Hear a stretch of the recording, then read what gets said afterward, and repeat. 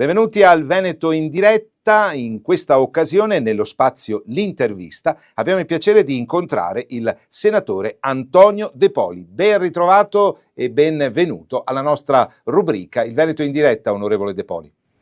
Grazie a voi e grazie a Veneto in diretta. Onorevole De Poli, lo ricordiamo, senatore, questore e presidente dell'UDC.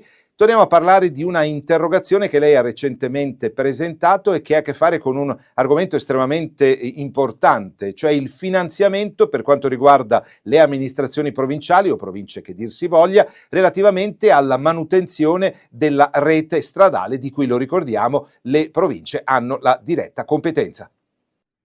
Sì, un'interrogazione che ha avuto una risposta positiva da parte del Ministero e quindi verranno reintegrate le risorse che erano state momentaneamente tagliate. Per il Veneto si parla di 27 milioni di euro per l'anno 25-26, quindi nessuna preoccupazione. La nostra interrogazione ha avuto un effetto, chiaramente c'è stata poi un intervento dell'Unione delle Province, di moltissimi altri colleghi, di tutte le forze, vorrei dire, politiche, ma questo ha riportato chiaramente alle risorse che erano state tagliate e di conseguenza non c'è più il problema per la manutenzione delle nostre strade provinciali, che sono fondamentali chiaramente per il nostro territorio, e quindi un intervento positivo che il governo ha accolto e di conseguenza il ministro ha ripristinato, e credo che questo sia una bella notizia per tutti noi, ma in modo particolare per la sicurezza delle nostre strade,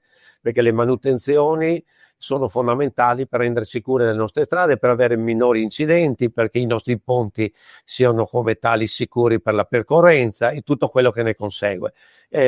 Quindi bene, positivo. Ogni tanto si devono dire che le cose che si chiedono vengono anche accettate, e un ministro, un governo che chiaramente ritorna sui suoi passi significa un governo che sta attento alle richieste e ai bisogni che abbiamo fondamentali dei nostri territori, e questo è un fattore molto positivo ed è un aspetto di attenzione. E questa volta ci è stato dato, e io ringrazio chiaramente il ministro Salvini e chiaramente tutto il governo che ha accettato queste proposte, queste nostre richieste. E soprattutto, onorevole De Poli, ripristinare quello che è il ruolo originario delle province, che erano state, per così dire, retrocesse o perlomeno diciamo non più qualificate per il ruolo che inizialmente avevano, proprio in virtù di importanti competenze e gestioni. Pensiamo alla diciamo edilizia scolastica e appunto alle strade.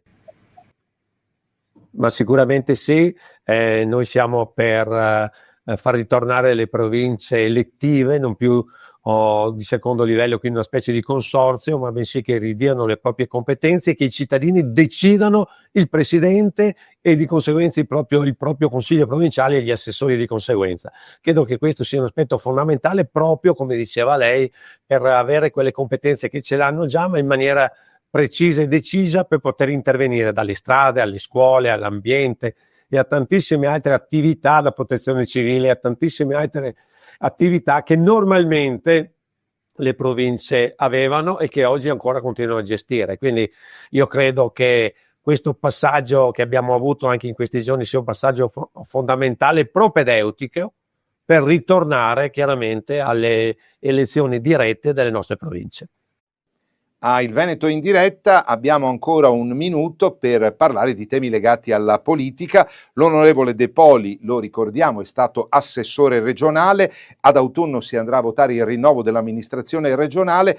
Si arriverà a questo momento in un clima che fino a questo punto sta riservando, come dire, turbolenze sia da una parte che dall'altra. Qual è, onorevole De Poli, la sua valutazione di questo delicato momento politico?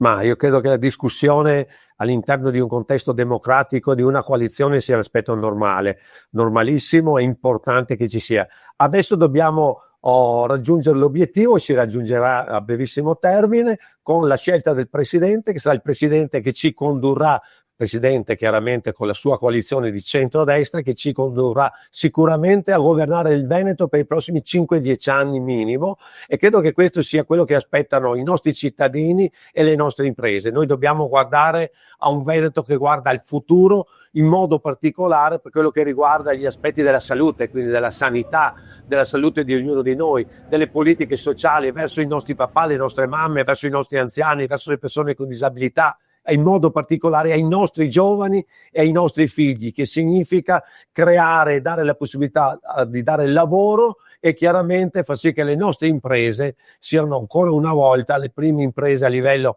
nazionale e mondiale. L'economia significa anche star bene. Salute, benessere e chiaramente lavoro sono le tre cose fondamentali affinché una società possa guardare al proprio futuro e possa guardare anche a quelle che sono da una parte i nostri figli e dall'altra parte, come dicevo prima, le nostre mamme e i nostri papà. Il Veneto in diretta ringrazia per la sua partecipazione, per il suo contributo, l'onorevole Antonio De Poli, senatore e questore, nonché presidente dell'UDC. Grazie onorevole De Poli per il suo contributo a Il Veneto in diretta. Grazie a voi. Il Veneto in diretta vi ridà appuntamento ai prossimi momenti informativi con la rubrica L'intervista.